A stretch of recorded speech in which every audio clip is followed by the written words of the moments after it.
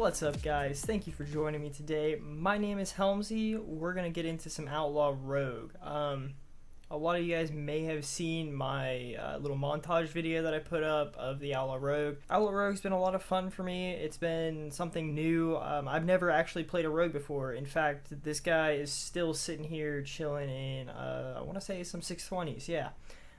He also has daggers, so my damage is actually a little bit lower than if you had swords in battlegrounds and whatnot. Even though they scale up, it'll still scale as daggers, and there are no longer any, what's it called?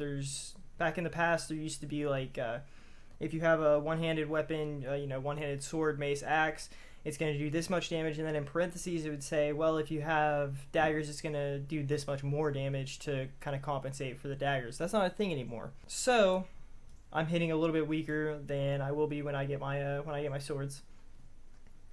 But what we're gonna cover today is just simply some basic abilities. I'm gonna talk a lot about roll the bones. We're gonna talk about stats, and then we're gonna talk about the outlaw spec as a whole and talents. Not particularly in that order. We're probably gonna go ahead and talk about talents first, then probably your stats, and then I'll finish up by talking about roll the bones. So let's get into it. The first thing that we're going to be talking about is your talent tiers. And I've seen Outlaw Rogues go for everything under the sun whenever it comes to your talents.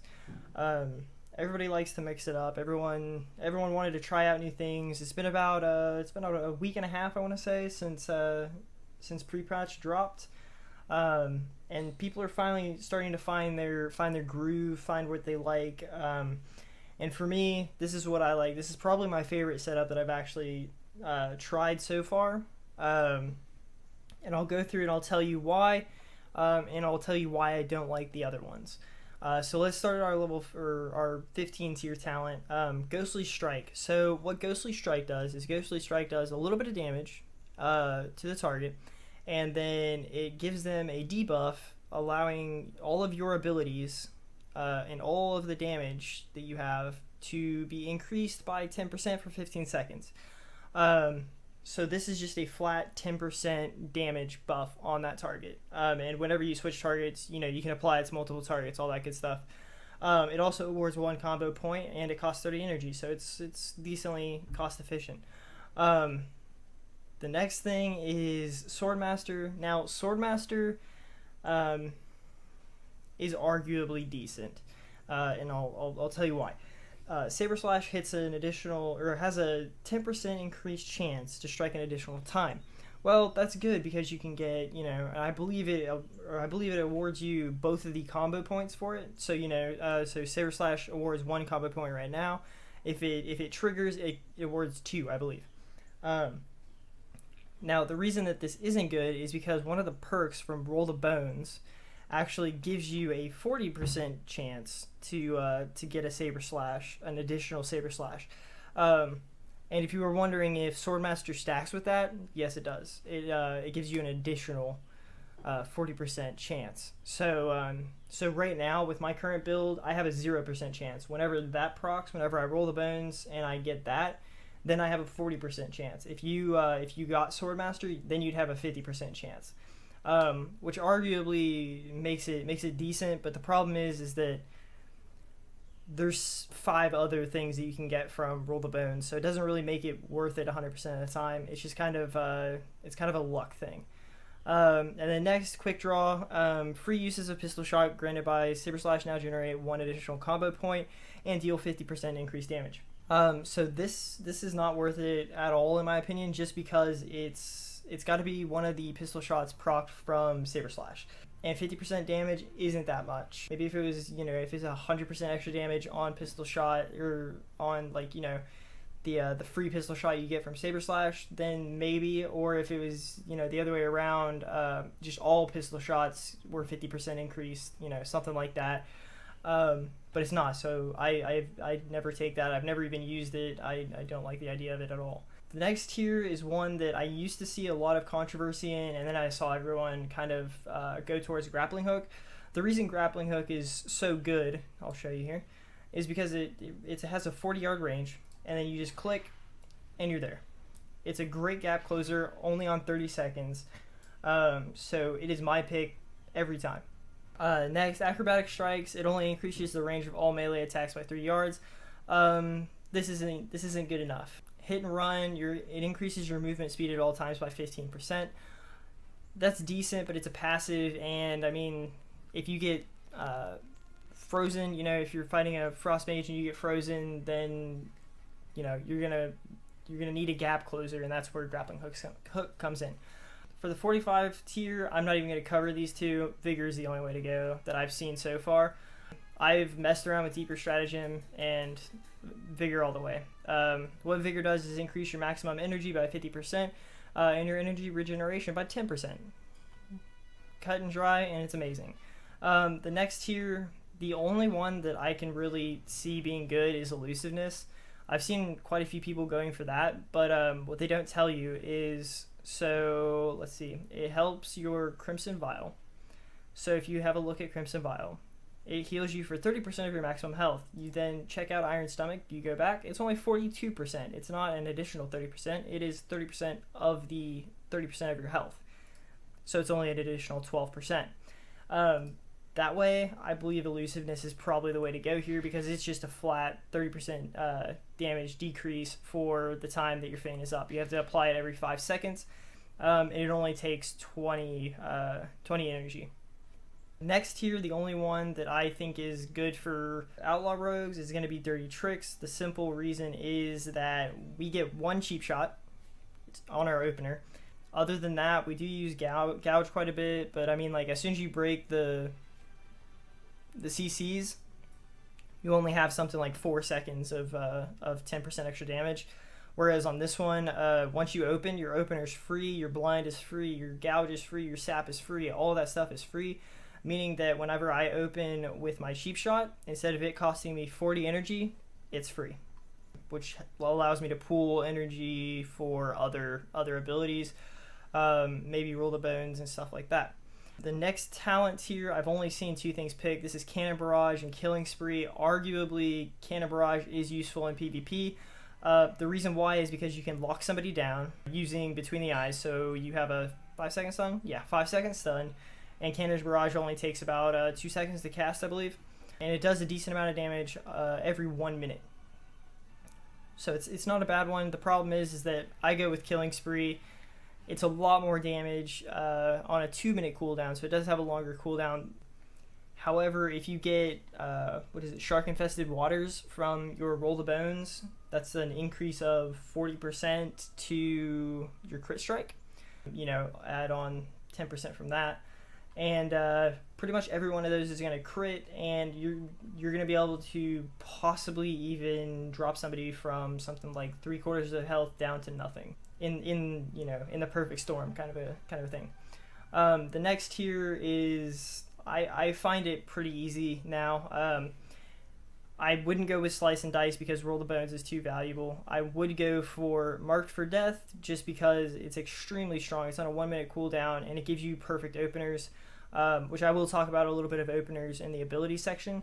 Then you're also looking at Death from Above, which isn't bad, but it's been nerfed from 50% to 25% actually. So it's not nearly as strong as it used to be.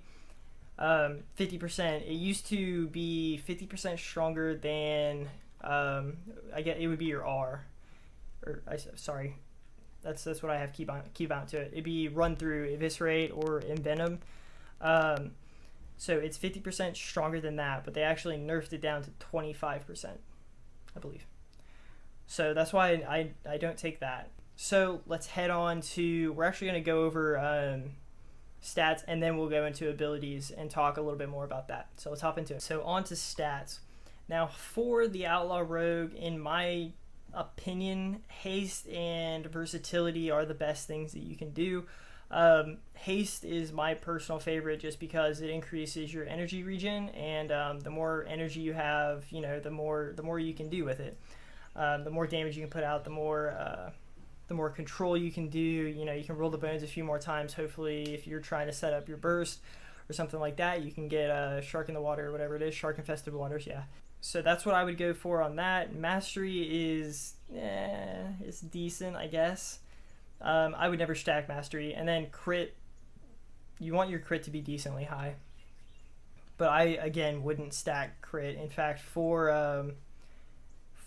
all of your enchants, they don't even work in Battlegrounds anymore. None of your gear enchants. I believe your weapon enchants still do work in Battlegrounds, and I would just go for the haste enchant, which currently I'm actually not on the haste enchant. I don't know which ones I have. I have Mark of Bleeding Hollow and Thunderlord, which Thunderlord. So I have one that increased crit, and what was the other one? Bleeding Hollow and Mastery. So I actually need to replace those. I made this tune quite a while ago. Well, obviously, since he has 620s on, and I haven't played him since.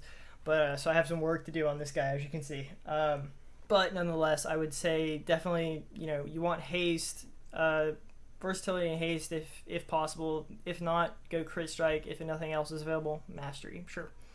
Obviously, agility is ahead of all, just because you need agility. So, let's go on to abilities. So for your abilities, we're just going to cover things really, really quickly. Being, yes, you use them in PvP. No, you don't. Here's what you use them for.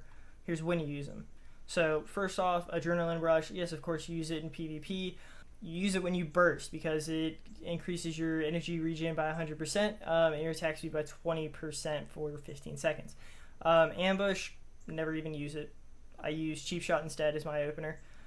Between the Eyes, I use it constantly. It actually does a decent amount of damage. It does about the same amount of damage as one of those, believe it or not.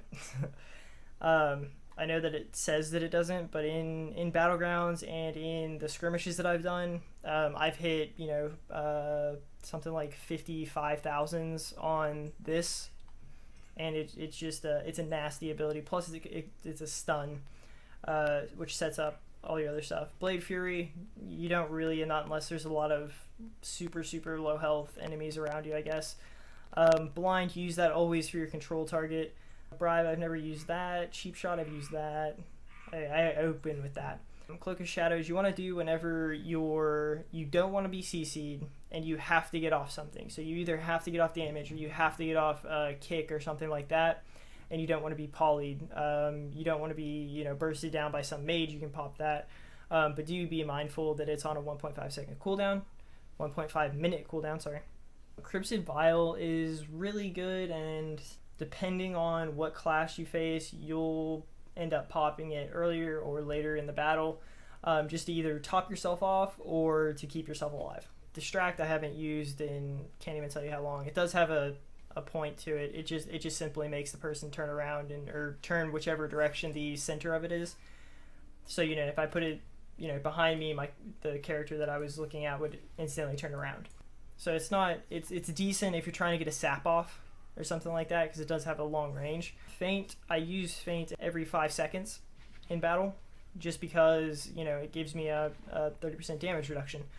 Ghostly Strike, you want to open with Ghostly Strike. In fact, I'll cover that here in just a little bit. Gouge, I always put that on my control target in between stuns. In between stuns or CC or something like that, I always put a Gouge up. Your Grappling Hook, just to close gaps. Kick is to simply interrupt. And yes on all three of those, and that for PvP and that for PvP. Killing Spree is your biggest burst that you have. I would try your best to get up Shark Infested Waters with it, because that's whenever you're going to hit like a truck. Marked for Death, use it in PvP all the time, and it's also part of your opener. I have 4 abilities that are part of your opener, and we have yet to cover all of them. We've covered 3 of the 4. The 4th one is coming up. Picklock, I don't use it in PvP. I don't think anybody does. Same thing with Pickpocket. Pickpocket, Picklock, both of those aren't used. I don't know what I said the first time. Pistol Shot, used constantly in PvP. Now, one thing that people don't notice about Pistol Shot is it actually reduces movement speed of someone by 50% for 6 seconds. So it is actually good to help you close a gap down. Repost, I think is how you pronounce it. This is pretty much your version of evasion, or die by the sword. Either one, this is what it is. It's a major defensive cooldown that you have to use whenever you're being focused by a lot of melee. One thing that sucks is instead of granting you dodge like evasion does, this grants you parry. And guess what you can't parry? Hunters. So now we don't have anything to counter hunters really, because Cloak of Shadows is only for magic. Riposte is only for dodging actual swords and stuff like that. So we're in trouble whenever it comes to that. But I haven't actually had too many issues with hunters yet. Roll the Bones. This is the fourth ability that I use in my opener. Roll the Bones is a thing of luck, letting you get some form of really overpowered buff for up to 36 seconds based on your combo points. And I will be going over my opener right after this. Run Through is your finisher. All it is a combo point dump. It's just a CP dump. That is it. It doesn't even do that much damage. It only does 41,000 damage. Saber Slash is your combo point generator. And again, all of these that I've actually talked about for multiple minutes are all ones that you use in PvP. Sap is, in my mind, one of your best abilities as long as you have a team that's smart about helping you out with it. What I mean by this is in arenas, your team doesn't open before you can sap someone. If you sap someone, it takes them out of the fight for 8 seconds, which you can then go in and blind them. And then you can go in and stun them for an extra 5 seconds, and then if you wanted to, where's it at? Gouge. There we go. You can stun them or incapacitate them for another 4 seconds, which is insanely good CC that the combat rogue has right now. And if you actually watch the other montage that I posted, I did that to I think it was a Warlock Hunter comp. I sapped, opened on the Hunter, blinded, and then we took the Hunter down to about half, and then I want to say gouge into a between the eyes, and by the time that between the eyes was done, the Hunter was dead. So it was really good CC. It was absolutely amazing. It was a great round. Check it out if you haven't already. Sprint, again, another gap closer. It's very useful, but keep in mind that it is on a 1-minute cooldown. It only increases your speed by 70% for 8 seconds. Next, Stealth, obviously, yes, this has to be used in PvP to get your opener off. Let's see, Tricks of the Trade, no. And Vanish can be used in a multitude of ways. So it's on a 2-minute cooldown, so you do have to be extremely, extremely careful with it. So what you're going to want to do for a Vanish is if you're taking too much damage, you want to Vanish. Or if you need a little bit of extra CC, I know that might sound bad because it's a 2-minute cooldown, but you can Vanish Cheap Shot somebody just to secure a kill. I can't suggest that, I can't say that's a great idea, but if you do need to get a kill, it will help you out by getting that kill.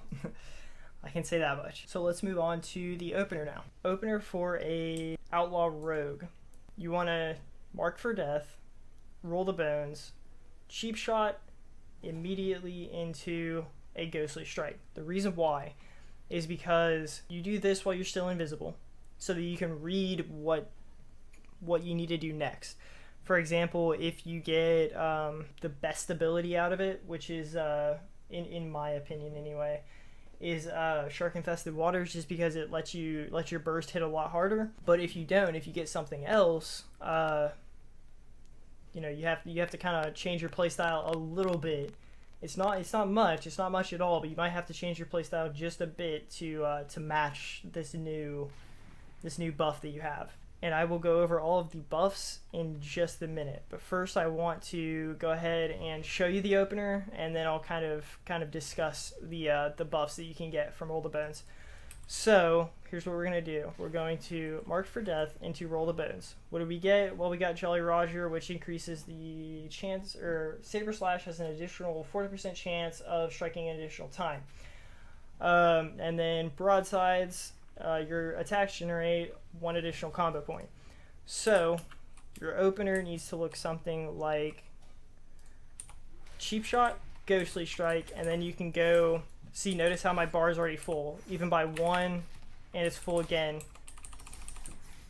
Full again. The reason that it's full all of these times is simply because these things are hitting multiple times. Saber Slash is giving me 2 combo points, and then it's hitting again for 2 combo points. And then I believe you actually have a chance of, I don't know if it's on here or not, but I believe that you actually have a chance just of walking up and right clicking to gain a combo point. I'm not sure if that's not the spec. It might not be.